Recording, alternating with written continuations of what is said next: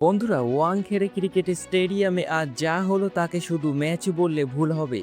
এটা ছিল একটা তাণ্ডব। কলকাতা ২২০ রানের পাহাড় গড়লেও শেষ রক্ষা হলো না। রোহিত শর্মা আর রিকেলটনের ঝড়ে তাসের ঘরের মতো উড়ে গেল কেকেআরের বোলিং।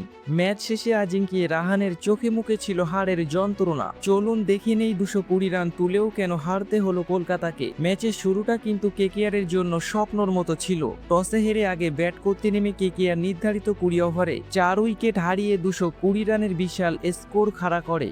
অধিনায়ক আজিঙ্কিয়া রাহানের সামনে থেকে নেতৃত্ব দিয়ে ৪০ বলে ৬৭ রানের ইনিংস খেলেন। তরুণ রঘুবংশী মাত্র ২৯ বলে ৫১ রানের ঝোড়ো ইনিংস খেলেন। ফিন অ্যালেন ১৭ বলে ৩৭ আর শেষের দিকে রিঙ্কু সিং এর অপরাজিত ৩৩ রান দেখে মনে হচ্ছিল ম্যাচটা কেকেআরের পকেটে আছে। কিন্তু ২২১ রানের লক্ষ্য তাড়া করতে নেমে মুম্বাই ইন্ডিয়ান্স আজ অন্য মেজাজে ছিল। ওপেনিং জুটিতেই কেকেআরের বোলারদের নাস্তানাবুদ করে দেন রিকেলটন এবং রোহিত শর্মা। পাওয়ার প্লে ৬ ওভারেই বিনা উইকেটে ৮০ রান তুলে ফেলে। রিকেলটন মাত্র ৪৩ বলে ৮১ রানের বিধ্বংসী ইনিংস খেলেন আর অবশেষে তিনি রান আউট হন। একদিকে উইকেট পড়লেও অন্য প্রান্তে হিটম্যান রোহিত শর্মা ছিলেন অপ্রতিরোধ্য। মাত্র ৩৮ বলে ৭৮ রানের ইনিংস খেলেন তিনি। মুম্বাইয়ের জয় নিশ্চিত করে দেন। তার ইনিংসে ছিল ৬টি ৬ আর ৬টি ৪। শেষের দিকে তিলক বর্মা আর হার্দিক পান্ডিয়ার অপরাজিত থেকে মুম্বাইকে অবিশ্বাস্য জয় উপহার দেন।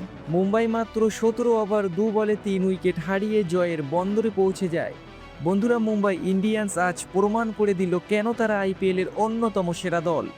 অন্যদিকে কলকাতার বোলিং ব্যর্থতা নিয়ে এখন শুরু হয়েছে তোলপাড়। আপনাদের কি মনে হয়, রাসেল দলে না থাকায় কি কলকাতার আসল হারের কারণ, নাকি রোহিত শর্মার ব্যাটিংয়ের সামনে কারোর কিছু করার ছিল না? কমেন্টে আমাদের জানান।